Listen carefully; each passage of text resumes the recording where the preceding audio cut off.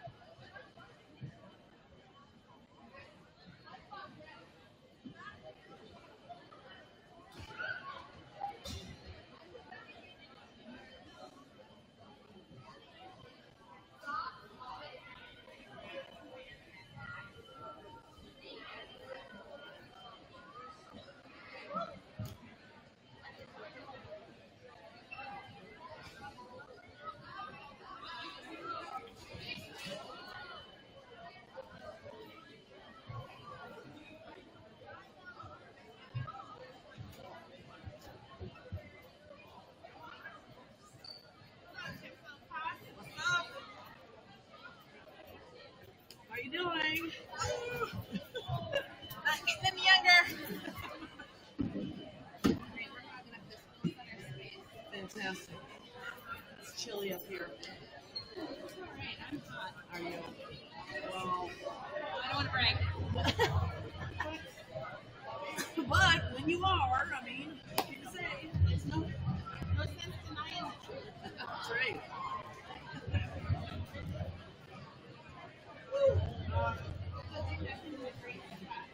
This is perfect.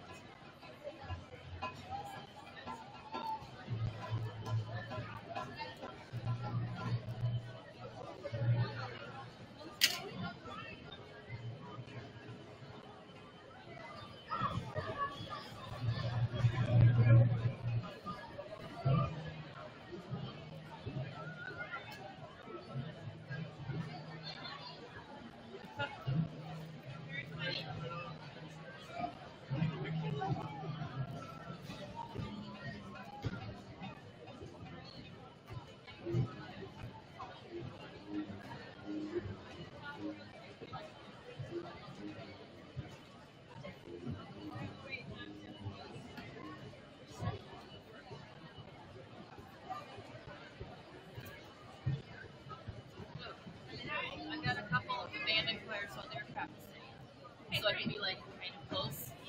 So we got a couple already, and then I think I'll sit right on the edge of the choir during the anthems, so that I can be like not sticking out, and I think it'll be close enough that I can.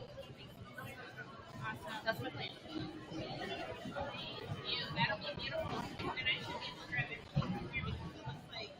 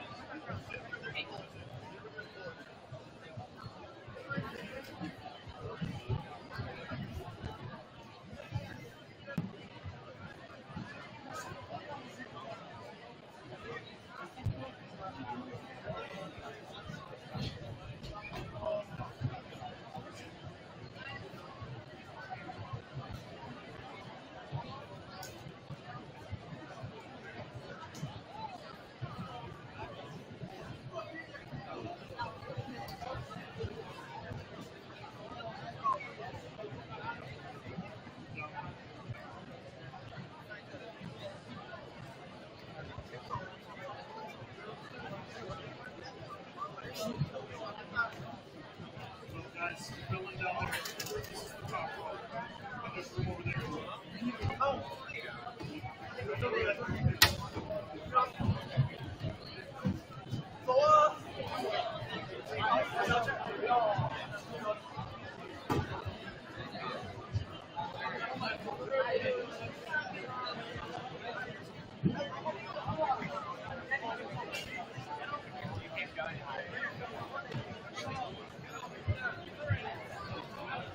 I can't go any higher.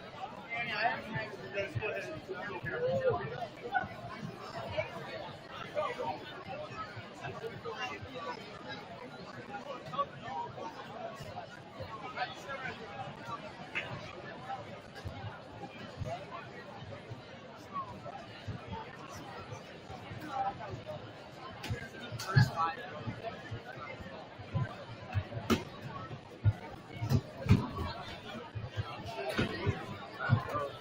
You guys get on that. Yep.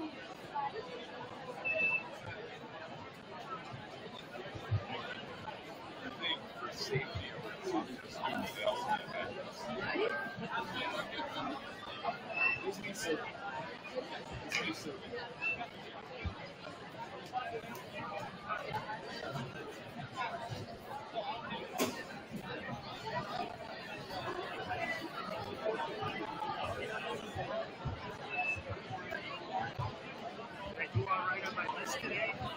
Great. Everybody participating. I don't think there's these excuses. There are a lot of them.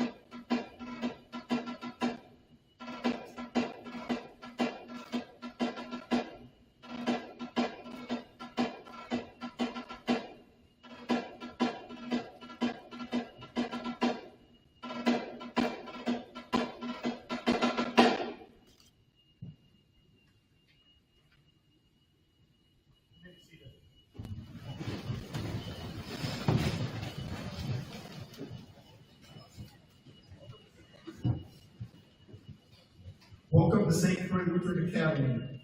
We'd like to welcome our esteemed guests, the veterans of our nation's armed forces. Especially, we would like to welcome our special speakers for today, Colonel Daniel W. Converse of the United States Air Force, and the Executive President of the student body, Noah Schmanley. The Pledge of Allegiance was written in August 1892 by the minister Francis Bellamy. It was originally published in the Youth's Companion on September 8, 1892. Bellamy had hoped that the pledge would be used by citizens in any country. In 1954, in response to the communist threat of the times, President Eisenhower encouraged Congress to add the words "under God," creating the 31-word pledge we say today. The lyrics of the Star-Spangled Banner came from a poem written on September 14, 1814 by 35-year-old lawyer and poet Francis Scott Key. The name of the poem was Defense of Fort McHenry, written during the bombardment of that fort during the War of 1812. The Star-Spangled Banner was first recognized for official use by the United States Navy in 1889. In 1931, the U.S. Congress passed a joint resolution making the song the official national anthem, which President Hoover signed into law. Please rise and join me in the Pledge of Allegiance, and then our choir and band will lead us in the Star-Spangled Banner.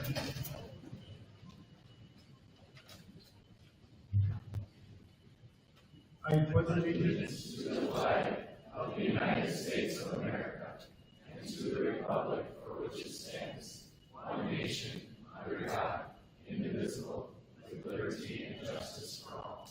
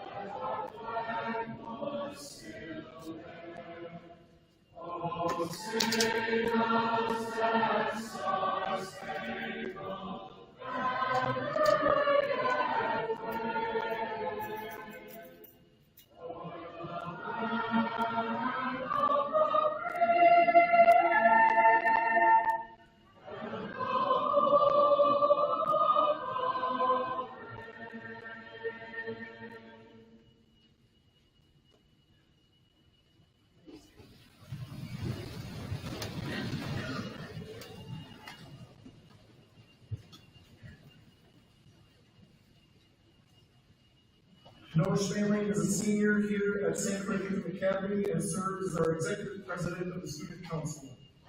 Noah has an exemplary record of involvement and excellence as a student and as a leader, and generally as a young man. In his time here at St. Croix, he has been involved in many activities and sports, isn't afraid to approach teachers and administration with topics and issues he's passionate about, and is generally just a great leader for our student body. Please join me in welcoming Noah Schmanley.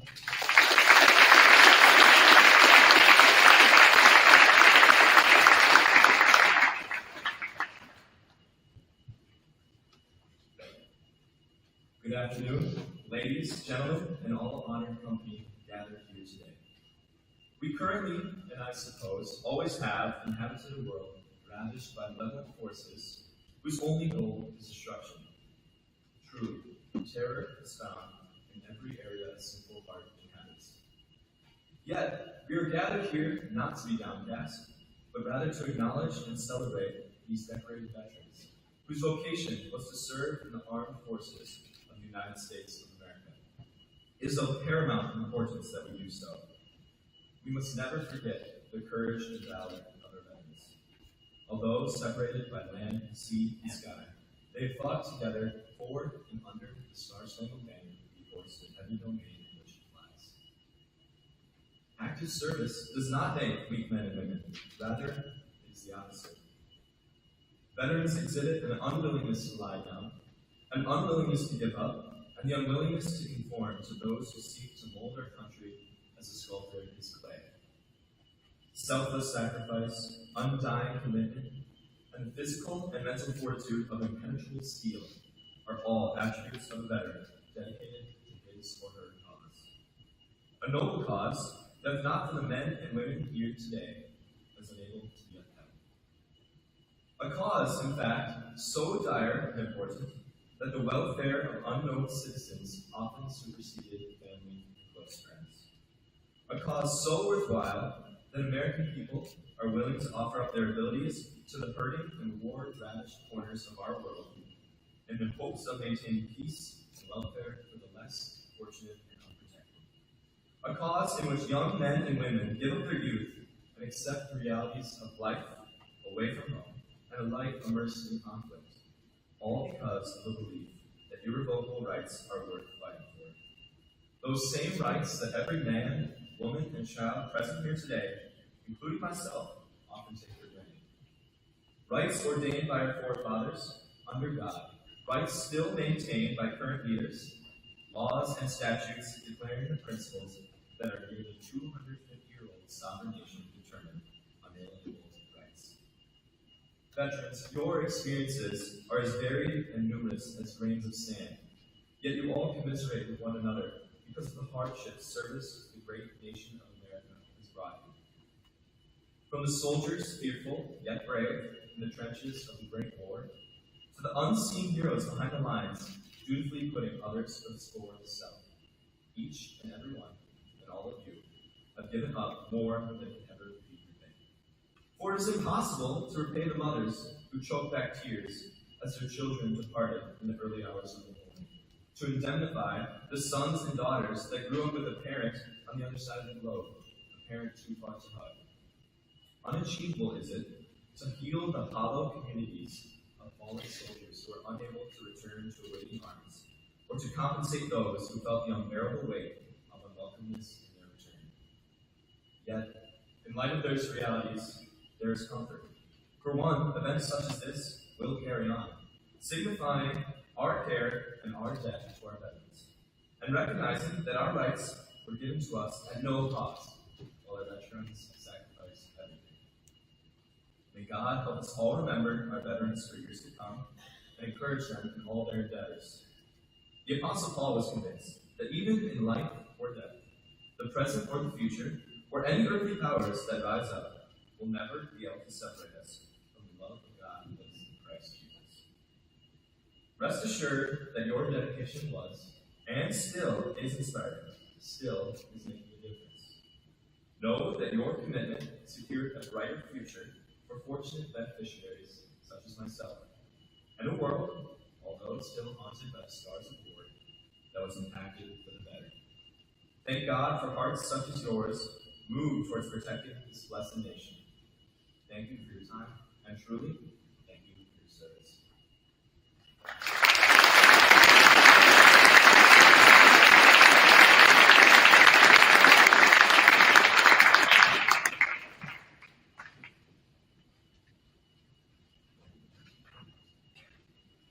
At this time, we will play the Anthems of the Six Armed Forces, which is a favorite of our Veterans Day celebrations. Each of the marches for the branches of the military will be played. Veterans, please stand when the march for your branch of service is played.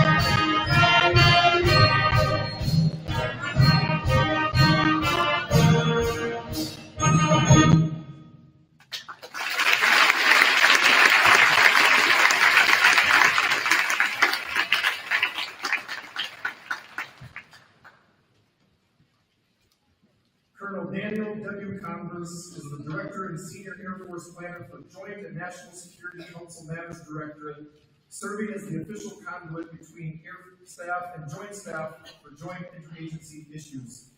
He attended Arizona State University on an Air Force ROTC scholarship. During his service in the Air Force, he has been promoted to the rank of colonel. He currently lives and serves in Virginia, where he serves in the Pentagon. He is a master navigator with more than 2,600 flying hours, including 900 combat hours. Colonel Converse and his wife Julia have 4 children, but the one we all know and love is Amelia, who is a junior here at St. Croix. Please join me in welcoming Colonel Daniel W. Converse.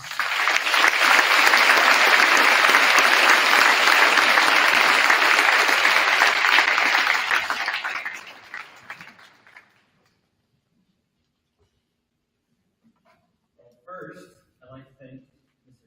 Police, the administration, the faculty here for inviting me to speak today, putting all this amazing program together. What a true and amazing thing to see. So thank you.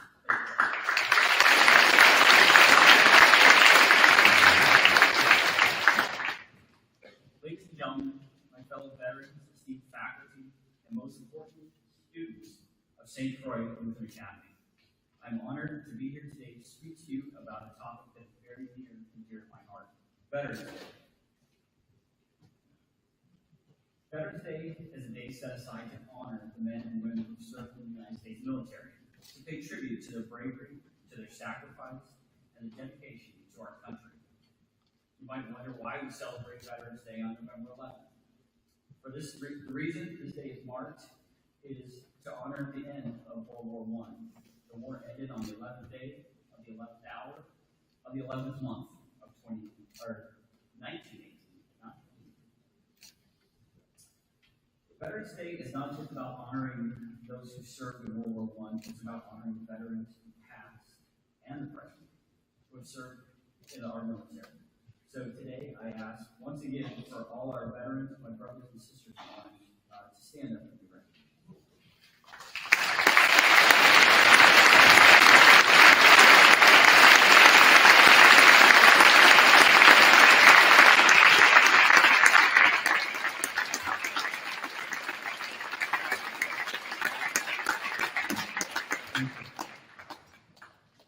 As high school students, you may not fully understand the sacrifices that these men and women have made for our country. But let me tell you, their sacrifices are immense. Many veterans have left their families and loved ones behind to serve our country. They face dangers, they face hardships. Some of them have even made the ultimate sacrifice. giving their lives for our freedom. It is important to remember and honor these brave men and women, not just on Veterans Day, but every day. They have fought for our country, they have fought for our freedom, and they fought for our way of life. Today we gather and honor the brave men and women who serve this country. I want to take a moment to talk to you about some F words. We're going to talk about faith, we're going to talk about family, and we're going to talk about friends. I feel that these are essential tenets for any veteran. First, I want to take a moment and talk about friends. So, our friends here, they play an important and vital role in our journey through life. This is especially true for our veterans. We often rely on the support and the camaraderie of our fellow service members to get through the challenges of military life. When you serve in the military, you form a bond with your fellow service members that's unlike any other. You shape a common purpose and you use a shared experience that creates a deep and lasting connection. You become more than just friends, you become brothers and sisters in arms. Through 5 different deployments, my friends and I have shared some of the most amazing experiences. We have fought together, and we've also experienced some terrifying moments. I realized the true weight of this military service on September 11, 2001. My classmates and I were preparing for graduation that was coming up in just a few months. We were getting ready to be commissioned as lieutenants in the United States Air Force and the United States Army. On September 10th, the day before, we all gathered for an intramural inter-service field day, not knowing that tomorrow, September 11th, would alter the course of our history and alter the course of our careers. 8 months later, my fellow Army lieutenants would be standing in Afghanistan fighting the global war on terror. For me, the journey would be a little bit longer. I attended Air Force undergraduate navigator training that took me to San Antonio, Texas.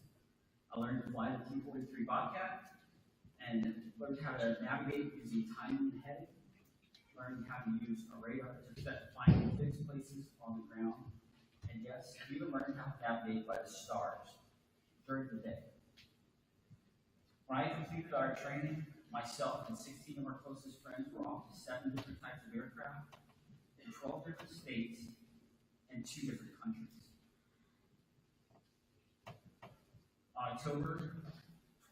In October 2004, over the skies of Afghanistan, I was able to provide support for the people of Afghanistan as they were able to elect their first leader, voted leader in the modern era.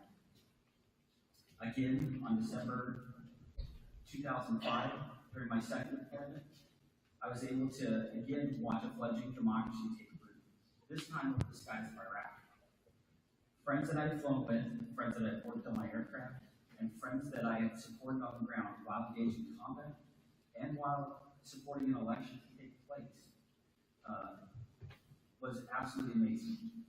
This crew that I flew with would go on to fly 29 more combat missions together over the course of the next 4 months. This bond that was created through shared experiences, hardships of military life, but also the shared values and principles that we hold dear. As service members, we are bound by a common sense of cause, a common mission, and a common sense of duty. For veterans, these friendships that provide a sense of belonging and purpose for us. They provide us a sense of community. They also provide us a sense of strength and support, and remind us that the sacrifices that we are making are made for our country and for our fellow people. On Veterans Day, I want to take a moment to honor the friends that we have made in the military. I want to thank them for their support. I want to thank them for their loyalty. I want to thank them for their friendship. I want to thank them for being there for us in the good times and in the bad times, and never leaving us behind. I also want to take a moment to remember those who made the ultimate sacrifice for our country. They will forever be a part of our military family and in the memory of our hearts. For me, this sacrifice is very real. My friend Kurt Jones flying F-15 in the Scottish Highlands when he became disoriented in a low cloud day. Kurt made the ultimate sacrifice while he was training in combat. As veterans, we know the friendships that we have formed in the military are not just for a season, they're for a lifetime. They're the bonds that are unbreakable. They're the bonds that we cherish for the rest of our lives. So today, as we honor our veterans, let's honor the friends that we have made in the military. Let's not forget the bonds that we share with our brothers and sisters. Next is the F word, family. This word family means many different things to many different people. For some, it may be the people that you share a home with. For others, it may be the community that you live in. But for veterans, it takes on an entirely different meaning. When you're in the military, you get orders about every 1 to 3 years. This is called a PCS, or a permanent changing station. Every 1 to 3 years, you pack up all of your things. You leave your home, you leave your church, you leave your sports team, you leave your friends. Many of us don't get to live by grandmothers, grandmothers, and cousins, and you never know how you're going to answer the complicated question of where you're from. We have moved 10 times in 22 years. Amelia, who is a junior, has moved 9 times by the time she was 12. Some of the places that we've lived include Texas twice, Nebraska twice, California, Arizona, Oklahoma, Greece, and Virginia. I will let you take a guess at which one was our favorite.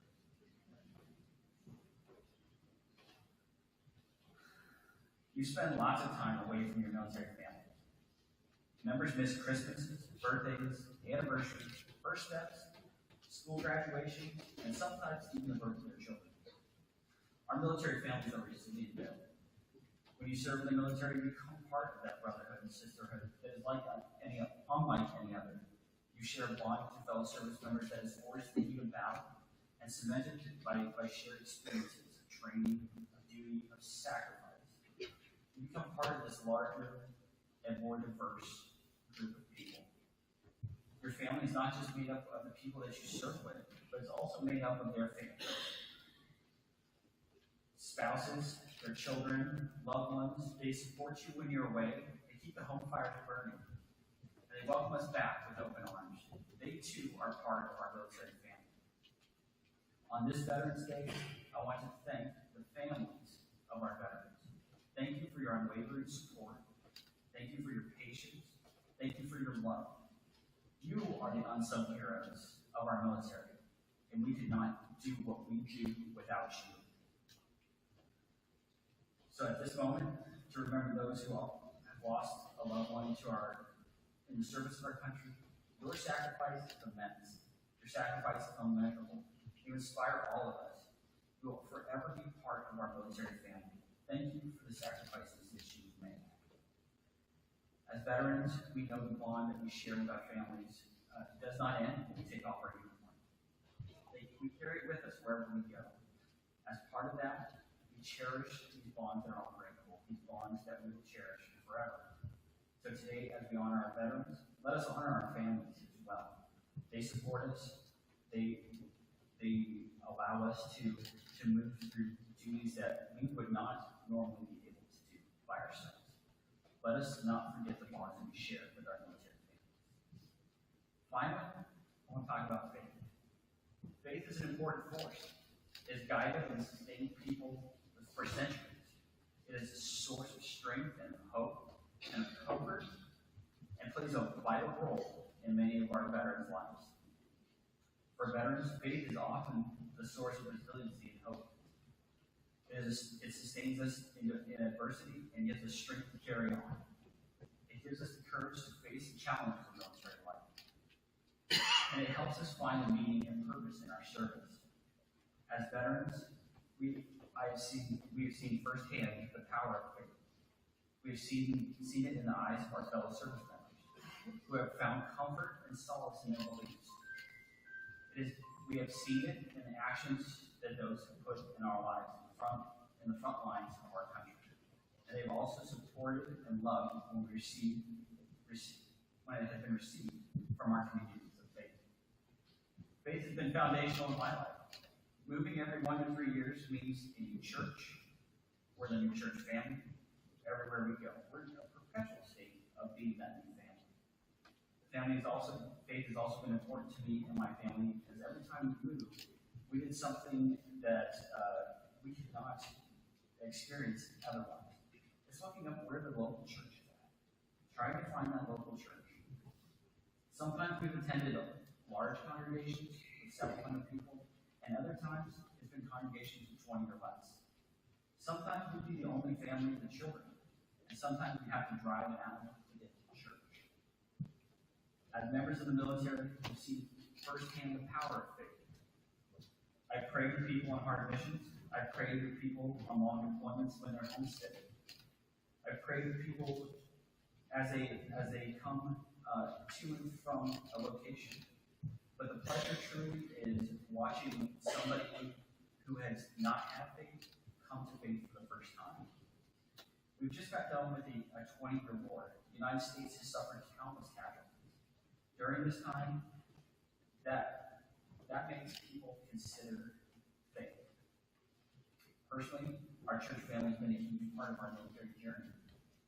We have made some of the best friends of our career in our churches. When Amelia leaves St. Croix, this will be the longest she lived anywhere in her entire life. So our family here at St. Croix has become part of our military journey. Faith is not just a personal matter, it's a communal one. It is a shared experience that brings together people and a shared tradition that is passed down from generation to generation.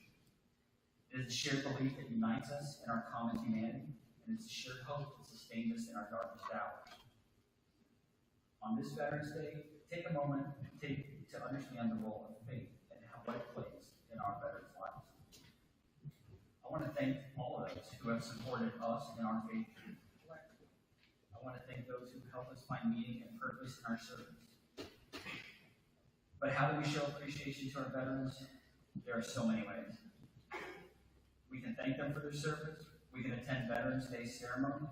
We can support organizations that help veterans. But most importantly, we can honor their service by living our lives with the same sense of duty and responsibility that they have shown. We can do hard work at school, we can be good citizens, and we strive to make our country a better place. Understanding ourselves, each one of us should take a few minutes to find peace within us. For many of us, this is reflection through prayer. As you watch veterans recall their memories, you're watching them fight emotions, searching for peace from the wars that often still rage within them. When you see veterans fighting their emotions, they've fought for those emotions, and they're fighting them again to share them with you. To the veterans in the room, share your memories, share your experiences, share your stories. Generations should know what you've done and the sacrifice for freedom that has been made. To the students, you have the power to make a difference. You have the power to change the world. You have the power to honor the sacrifice of our veterans by living lives of service and responsibility. So today, when we honor our veterans, let us never forget the power of our headquarters, our faith, our family, and our friends. It has sustained us and it strengthened us. God bless you. God bless our military, and God bless America. Thank you.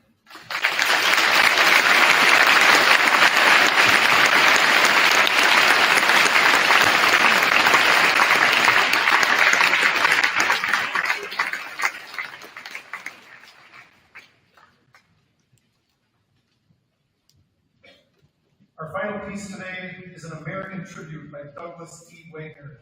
This majestic, inspiring piece combines three well-loved American masterpieces, America the Beautiful, America, and the Battle Hymn of the Republic into one patriotic ensemble. Please enjoy an American tribute by Douglas T. Wagner.